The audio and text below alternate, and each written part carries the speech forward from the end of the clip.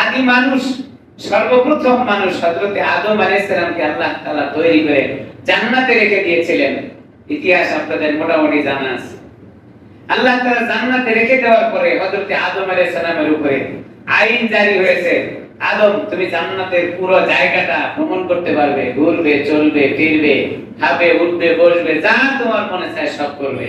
লা তাকরাবা হাযিহি শাজারা, জান্নাতের কর্নারে একটি গাছ লাগানো আছে, খবরদার শুধু এই গাছটার কাছে তুমি যাবে না, আর পুরো জান্নাতটা তোমার জন্য উন্মুক্ত। হযরত আদম আলাইহিস সালাম এই ওয়াজের পরে তিনি জান্নাতের ভিতরে চলতে থাকলেন।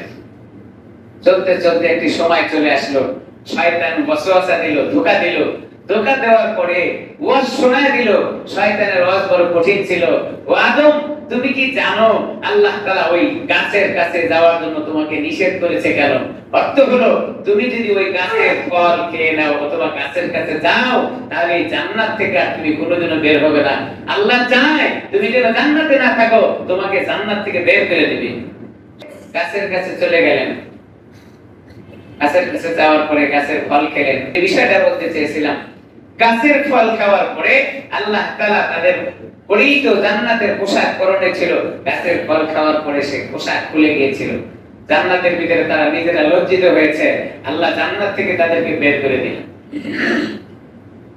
বের করে দেওয়ার পরে মুফাসসির ইকরাম লেখেন, হযরতে আদম আলাইহিস সালাম 360 বছর পর্যন্ত দুনিয়ার জীবনে কান্না করেছিলেন আল্লাহ তাআলার কাছে। কেউ বলেছেন 460 বছর, তবে প্রাধান্য পেয়েছে 360 বছর তিনি কান্না করেছিলেন। হযরত আদমের মতো নবী কান্না কেন? আয় আল্লাহ বুঝতে পারিনি।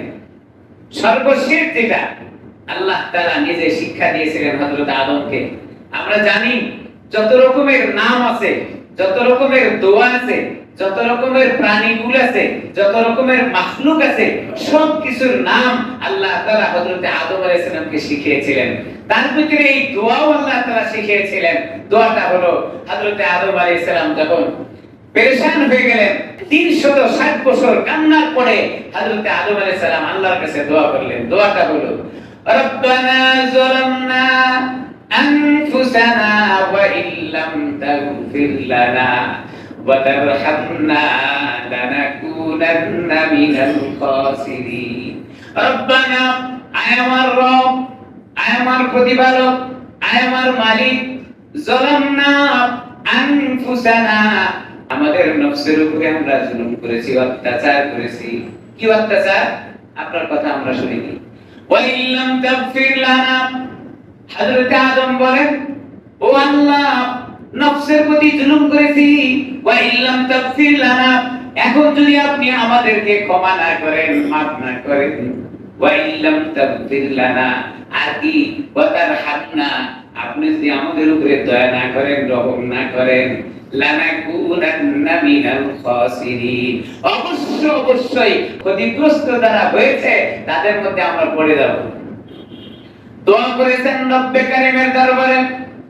হযরত আদম হাত তুলে উপর দিকে তুলে রব্বে কারীমকে ডাক দিয়ে বলেন, রব্বানা যালামনা আনফুসানা ওয়া ইল্লাম তাগফির লানা ওয়া তারহামনা লানাকুনান্না মিনাল খাসিরিন।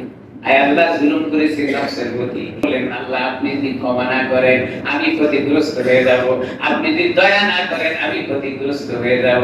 হযরত আদম যখন এই কথাগুলো বললেন, 360 বছর পরে আল্লাহ তাআলা খুশি হয়ে হযরত আদমের এই দোয়াটাকে কবুল করে নিয়েছেন। দোয়া কবুল হয়ে গেল। হযরত আদম আলাইহিস সালামের জন্য সুসংবাদ এসে গেল। আদম দোয়া করেছে আমার দরবারে, আমার নাম রহমান, আমার নাম গফফার।